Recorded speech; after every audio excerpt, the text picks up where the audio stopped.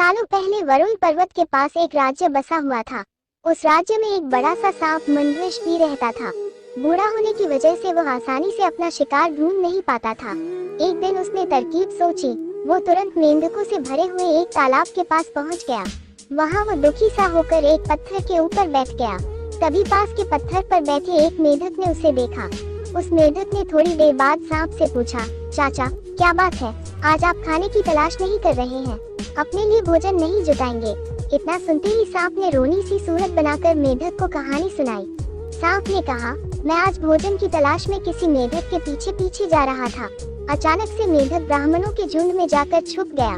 मेंढक को भोजन बनाने के चक्कर मैंने गलती से एक ब्राह्मण की बेटी को काट दिया, जिससे उसकी मौत हो गई। इससे नाराज होकर ब्राह्मण ने मुझे श्राप दे दिया। उन्होंने मुझे श्राप देते हुए कहा कि तुझे अपना पेट भरने के लिए मेंढकों की सवारी बनना पड़ेगा। इसी वजह से मैं इस तालाब के पास आया हूँ। ये बात सुनते ही वो मेंढक तुरंत तालाब के अंदर गया और अपने राजा को सारी बातें बताई। राजा कहानी सुनकर हैरान हुआ।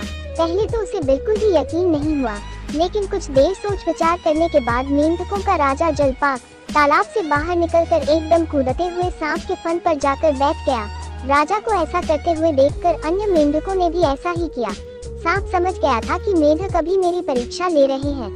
सांप भी बिना विचलित हुए आराम से सबको अपने फन पर कूदने दे रहा था और उन्हें घुमा रहा था। इसके बाद मेंढकों के राजा ने कहा, जितना मजा मुझे सांप की सवारी करके आया, उतना मुझे आज तक किसी की सवारी करके नहीं आया। मेंढकों का भरोसा जीतने के बाद अब धीरे धीरे सांप रोज मेंढकों की सवारी बनने लगा।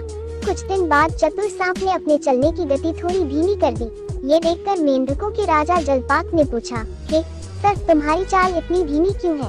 इसके जवाब में सांप ने कहा, एक तो मैं बूढ़ा हूँ और ब्राह्मण के श्राप की वजह से बहुत दिनों से भूखा भी हूँ। इसी वजह से मेरी गति कम हो गई है। इतना सुनते ही राजा ने कहा, तुम छोटे छोटे मेंढक को खा लो। ये सुनकर मन ही मन सांप बहुत प्रसन्न हुआ। उसने कहा, राजन, मुझे ब्राह्मण का श्राप है, मैं मेंढक खा नहीं सकता हूँ, लेकिन अगर आप कहते हैं तो मैं खा लेता हूँ। ऐसा करते करते वो रोज छोटे छोटे मेंढक खाने लगा और वो तंदुरुस्त हो गया। अब सांप को रोज बिना किसी मेहनत के खाना मिल रहा था। सांप काफी प्रसन्न था।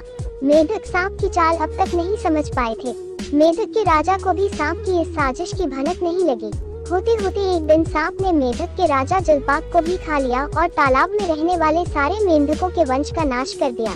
कहानी से सीख, किसी भी शत्रु की बात का जल्दी से भरोसा नहीं करना चाहिए।